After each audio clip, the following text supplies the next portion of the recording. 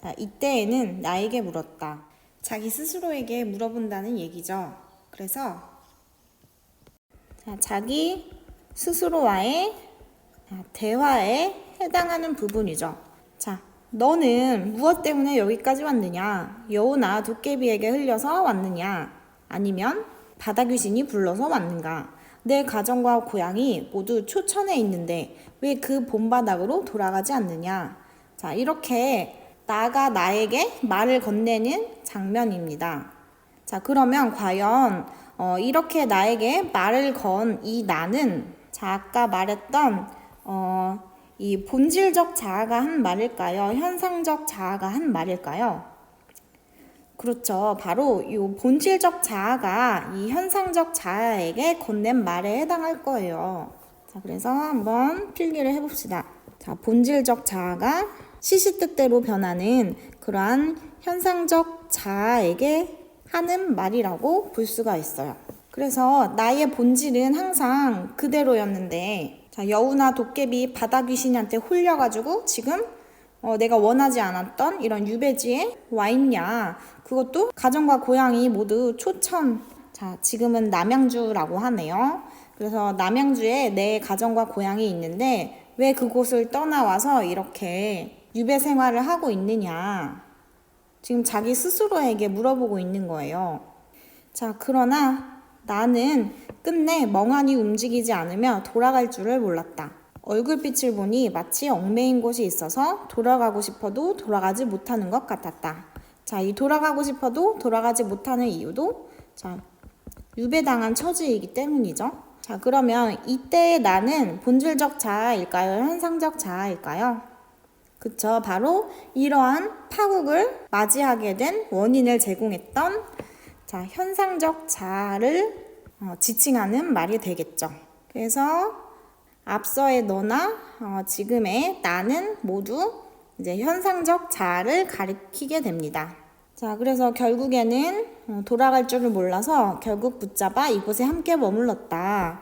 이제 현상적 자아와 본질적 자아가 이제 합의를 해 나가는 과정이죠. 반성을 하면서 다시 본래적 자아를 찾아가려는 그런 사색의 시간을 갖게 되는 거죠. 그런데 이때 둘째 형님도 나를 잃고 나를 쫓아 남의 지방으로 왔는데 자, 이번에는 자, 둘째 형님이 잃어버린 나. 자, 이것은 본질적 자아일까요? 현상적 자아일까요? 그쵸. 바로 잃어버린 거니까 자, 본질적 자아라고 볼 수가 있습니다. 이 둘째 형님도 그 속세적인 가치, 자, 출세라는 그러한 가치에 홀려가지고 관직에 나아갔다가 이제 역사적인 그런 정치적인 분쟁에 휘말려서 이제 남의 지방으로 마찬가지로 유배를 오신 거죠.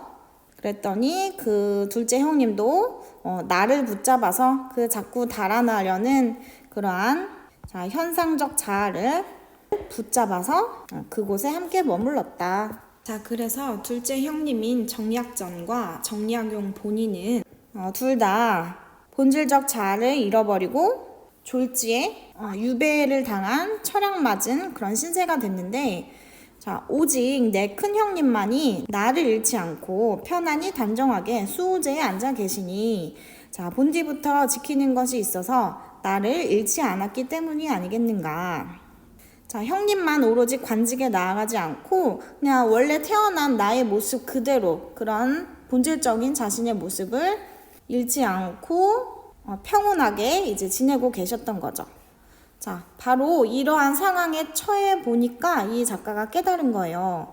자, 이게 바로 큰형님이 그 거실에 수호제라고 이름을 붙인 까닭인 것이다. 이제 큰형님의 뜻을 이제 알아차리게 된 거죠. 자, 큰형님은 언제나 항상 말씀하셨다. 이거는 큰형님의 말씀이죠. 아버님께서 내게 태현이라고 자를 지어주셔서 자, 자라는 거는 이제 예전 어른들이 이름과 별개로 어떠한 뜻을 품고 살아라는 의미로 지어준 또 다른 이제 호칭이 되겠죠. 요즘 사람들은 그런 거를 잘 쓰지 않지만 간혹 가다가 위대한 업적을 쌓은 그런 학자들은 여전히 이런 자를 지어서 사용하기도 합니다. 자, 삼이인곡 송미인곡의 작가인 그런 송강정철 그다음에 뭐 만해 한용운 자 이런 식으로 부르잖아요. 이 한용운 시인의 모교인 그 서울의 동국대에 가면은 자 만해관이라고 있어요. 그래서 한용운의 자를 따서 이제 건물 이름을 만해관으로 지은 건데 이런 식으로 나중에는 그 본 이름보다도 이 앞에 붙은 자만 불러도 그 위인에 대해서 이제 떠올릴 수가 있게 되죠. 자, 윤호, 윤호? 뭐 이런 개념이 될 수 있을까요? 네, 재미없으니까 지우고. 자, 그래서 큰형님은 아버님이 자, 태현이라고 자를 지어주셨는데 태현이 무슨 뜻이냐? 클 태자에 거물 현자예요. 그래서 태현이라는 뜻은 자, 눈에 보이지 않는 우주의 본질이라는 뜻을 가진다고 합니다. 우주는 이제 새까맣잖아요. 게다가 블랙홀, 끊임없이 팽창하는 그런 블랙홀은 어떻게 보면 이제 세상의 기원이라고도 볼 수 있는데 자, 그만큼 심오한 세계, 우주의 본질이라는 의미를 담고 있다고 합니다. 그래서 아버님이 지어주신 그런 이름의 뜻을 살려서 나는 오로지 내 태현을 지키려고 했다네. 그래서 내 거실에다가 그렇게 이름을 붙인 거지 하면서 그냥 아버지가 지어주신 이름의 뜻을 실천하려고 거실에다가 그렇게 붙인 거야 라고 이제 큰형님이 얘기를 하시니까 자 하지만 이것은 핑계다. 형님이 겸손해서 하시는 말씀이다. 형님에게는 큰 뜻이 있다 라고 이야기를 합니다. 그러면서 자 맹자를 끌어다 옵니다. 여러분 맹자, 공자, 순자 이런 사람들 알죠? 자, 중국의 옛 성현들인데 자 맹자는 유학자이죠. 훌륭한 유학자가 말씀하시기를 자 무엇을 지키는 것이 큰가? 몸을 지키는 것이 크다라고 자문자답을 했던 그런 기록이 있는데 자 그러한 맹자의 말씀을 인용하고 있죠. 자, 이 맹자의 말은 맹자 이루상 19번째 구절에 해당하는 내용입니다. 자, 한자로 된 것을 번역한 것을 한번 볼게요. 자, 맹자께서 말씀하셨다. 자, 무엇을 섬기는 것이 위대한 것인가? 자, 사람으로 태어나서 무언가를 섬겨야 하는 것들 중에 어떤 것이 가장 위대한가? 라고 이제 스스로 질문을 하고 있죠. 그러면서 스스로 대답을 합니다. 자, 바로 어버이를 섬기는 것이 가장 위대한 일이 된다라고 자문자답을 하고 있죠. 자, 그렇다면 이번에는 자, 무엇을 지키는 것이 가장 위대한 것인가? 사람으로 태어나서 지켜야 하는 것 중에서 가장 위대한 것은 무엇인가? 자, 맹자는 또 스스로 대답을 해요. 바로 자신의 몸을 지키는 것이 가장 위대하다고 얘기를 합니다. 자, 이유도 얘기를 해야겠죠. 몸을 잃지 않고서 어버이를 섬길 수 있다는 것을 나는 들어보았지만 몸을 잃고서 어버이를 섬길 수 있다는 것을 나는 듣지 못했다. 자, 그래서 이 구절은 이제 전체적으로 자, 효도와 관련된 맥락에서 맹자가 한 말씀입니다. 그래서 사람으로 태어나서 뭐 신을 섬기거나 국가를 섬기거나 임금을 섬기거나 이러한 것이 위대하겠지만 그 중에서도 부모님을 잘 섬기는 것이 가장 위대한 일이라고 얘기를 하면서 바로 그 위대한 일을 하기 위해서는 자기 몸을 스스로 지킬 수 있어야 한다라고 얘기를 하고 있는 거죠. 그래서 여러분들도 지금 당장 바로 세상에서 제일 위대한 사람이 될 수 있어요. 어떤 것을 통해서? 그쵸. 부모님을 잘 섬기는 것을 통해서 내 몸과 마음을 건강히 해서 부모님과 가족들과 단란하게 생활할 수 있다면 그것만으로도 위대한 일이 된다라고 얘기를 하는 그런 구절이었습니다. 이렇게 유명한 학자의 말을 인용하면 내 말에 그런 타당성이 올라갑니다. 그래서 이제 내 말의 근거로 삼는 거죠. 자, 역시나 맹자라는 위대한 학자가 한 말이 사실이다, 진실이다. 내가 스스로 말한 내용을 써서 큰형님께 보이고 수호제의 기로 삼는다. 그래서 내가 이렇게 깨달은 바를 큰형님에게 먼저 보이고 나서야 이 수호제의 기로 삼는다. 수호제와 관련된 자신의 깨달음을 기로 삼는다. 기록을 한다. 라는 그러한 뜻이 됩니다. 자, 그래서 우리가 이렇게 한 편의 짧은 한문 수필을 이제 살펴봤는데 여러분 이 내용에 조금 공감을 하시나요? 여러분들에게 조금 어렵게 다가갈 수도 있는 내용이긴 하지만 선생님도 항상 나 자신을 지키는 것이 굉장히 어렵게 느껴지는 사람 중에 한 명입니다. 자, 우리 지난 시간에 나왔던 불가사리 인간 다시 한번 그려볼게요. 자, 선생님은 어떨 때 나를 지키기가 굉장히 힘드냐면 선생님은 종종 이제 우울해질 때가 있어요. 자, 그래서 평소에는 굉장히 긍정적이고 막 뭐든지 다 할 수 있을 것 같이 활발하게 생활을 하다가 어느 순간 이러한 우울감, 우울증이 도지면 갑자기 다 자포자기하고 싶어지고 다 쓸모없게 느껴지고 만사가 다 귀찮고 무기력해지더라고요. 그랬을 때는 굉장히 혼란스러워요. 나는 지금 나름대로 긍정적으로 열심히 잘 살고 있다고 생각했는데 갑자기 이렇게 무기력해지고 우울해지고 진짜 사는 게 귀찮아질 정도로 자, 그랬을 때 항상 한결같이 건전한 마음으로 일관되게 삶을 살아가는 것이 항상 어렵다는 느낌이 들어요. 그리고 어떤 깨달음이 왔을 때도 그것을 항상 실천하는 것은 너무 어렵잖아요. 그래서 선생님은 최근에 새벽형 인간으로 다시 태어나려고 이제 알람도 맞추고 이제 자기 전에 계획도 다 세우고 하면서 뭐 한 2, 3일은 지켜요. 자, 근데 또 바쁘다 보면 내가 스스로 정했던 그런 규칙들을 깨면서 이제 늦잠을 자게 되고 그렇게 하루를 시작하게 되는데 그럴 때마다 또 내가 나와의 약속을 또 지키지 못했구나 이런 마음의 자괴감이 좀 들기도 하거든요. 자, 그래서 선생님이 하고 싶은 얘기는 이 정약용 선생은 자, 지금 엄청난 시련을 겪고 있는 상황인 거잖아요.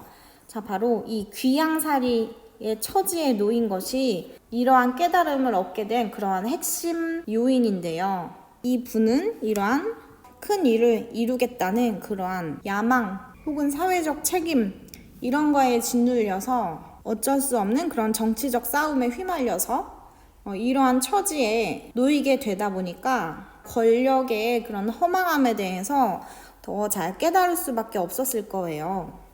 자, 그러면 이 정약용 선생이 자, 이러한 깨달음을 얻은 이후에 자, 어떤 생활을 해야 할까요?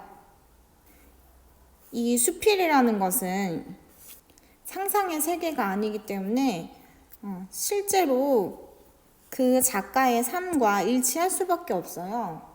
내가 느끼지 않고 깨닫지 않은 거를 이제 수필이라고 써내면 그거는 이제 사기가 되는 거죠. 차라리 상상력과 거짓을 보탤 거라면 이제 소설이라는 양식으로 써야 돼요. 자, 여러분이 과제에서 읽어본 신문 기사를 다 같이 한번 살펴보겠습니다. 자, 정약용은 포항 장기면에서 첫 유배 생활을 했는데 자, 이 첫 유배 생활은 1801년에 이제 시작이 되었습니다. 다산 선생은 정조대왕의 그런 지지를 받아서 다양한 정치적 활동을 펼쳤는데요. 정조대왕이 승하한 다음 돌아가신 뒤에 정치적 탄압에 의해서 유배 생활을 시작을 하게 됩니다. 그래서 장기에서 8개월간 유배 생활을 했는데 같은 해인 11월에 다시 이제 당진으로 유배지를 옮기게 됩니다. 그래서 당진에서는 무려 17년 동안이나 유배 생활을 했어요. 천주교 박해 사건인 신유사화와 관련돼서 이제 기나긴 유배 생활을 하게 됩니다. 그래서 처음에는 40세였는데 57세의 나이로 이제 유배에서 해방된다라는 뜻이죠. 해배가 된 이후에는 다시 고향으로 돌아가서 75세에 별세하실 때까지 굉장한 다양한 이제 저서를 남기게 됩니다. 그래서 자기 자신의 본질적 자아를 잃어버리고 현상적 자아에 휘둘려서 유배 생활을 시작하면서 자, 이러한 시도 쓰셨다고 합니다. 그 당시에 정약용의 심정이 잘 나타난 시겠죠. 한번 간단히 읽어볼게요. 자, 칡렁쿨 푸르고 대추잎 새로 나는 장기성 밖은 큰 바다. 이제 푸르고 잎이 새로 나는 봄이 된 거죠. 자, 날씨는 따뜻한 봄이 됐는데 이제 장기성 포항 밖은 큰 바다로 둘러싸여 있어서 이제 서울과 멀어져 버렸다라는 뜻이죠. 그래서 수심은 돌로 눌러도 또 일어나고 근심 걱정은 돌로 눌러도 자꾸 다시 생각나고 자, 꿈길은 안개같이 희미하기만 하고 내가 어떤 국가적으로 큰 일을 도모하겠다는 그런 꿈은 이제 희미해져 버린 거죠. 40세에 이제 귀향을 오게 됐으니까. 자, 늦은 밥 더 먹지만 입맛이 있어 그럴까? 내가 밥을 많이 먹는 것은 입맛이 있어서 그런 게 아니다. 자, 봄옷이 도착하면 몸 한결 가벼울 텐데 내가 지금 입고 있는 겨울 굉장히 무거운 옷을 입고 날씨가 따뜻해졌는데도 어떤 그런 가정에서 보살핌을 못 받다 보니까 지금 봄이 와도 무거운 옷을 입고 이런 사색에 빠져 있는 거죠. 그래서 봄옷이라도 도착하면 몸이라도 한결 가벼울 텐데 이제 고된 유배 생활을 보여주고 있는 구절이죠. 자, 그러나 이 생각 저 생각 모두 쓸데가 없다. 나는 이미 유배당한 처지이니까 이런 생각들 다 쓸데가 없다. 자, 하늘이 칠정을 주어서 괴로워하네. 자, 여기서 칠정이라는 거는 사단 칠정이라는 얘기 들어봤죠? 희노, 애구, 애오욕 이러한 다양한 인간의 감정을 우리가 칠정이라고 얘기합니다. 그래서 하늘이 이러한 희노애락 등의 감정을 주어서 나는 괴롭기만 하구나 라는 그런 한시 쓰셨다고 합니다.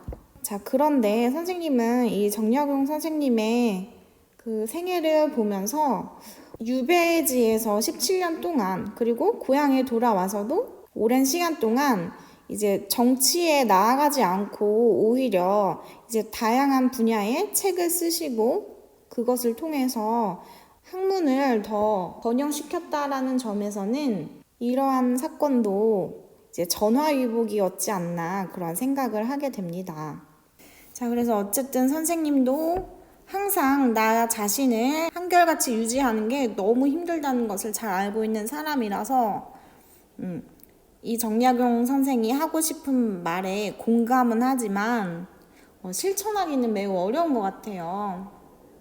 그리고 사람은 그렇게 완벽하게 이상적인 존재만이 아니기 때문에 또 너무 그러한 본능적인 그런 자아, 현상적인 자아의 모습을 너무 외면만 하면서 살다 보면은 또 반대로 스트레스가 쌓여서 나중에 더 이제 안 좋은 쪽으로 흘러가 버릴 수도 있어요. 자, 그래서 인간은 어쩔 수가 없는 존재인 것 같아요. 어떨 때는 우울하고 또 어쩔 때는 마냥 행복하고 또 어쩔 때는 굉장히 그런 긍정적인 마음이었다가 또 어쩔 때는 굉장히 부정적인 그런 상황에 빠지기도 하는 거죠.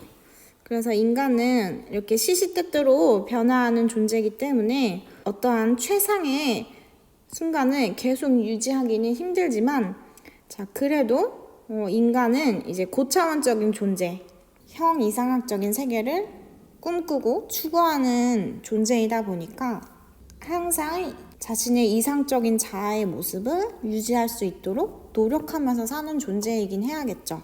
자, 그래서 여러분들은 오늘 이 시간 수호제기를 통해서 이 수호제의 의미에 대해서 알 수 있었고 또 작가가 깨달음을 얻는 과정을 읽으면서 또 여러분이 새롭게 알게 된 그런 지식들이 많이 있었을 거예요. 자, 그러면 오늘도 너무 수고 많았고 다음 시간에 건강한 모습으로 만나요.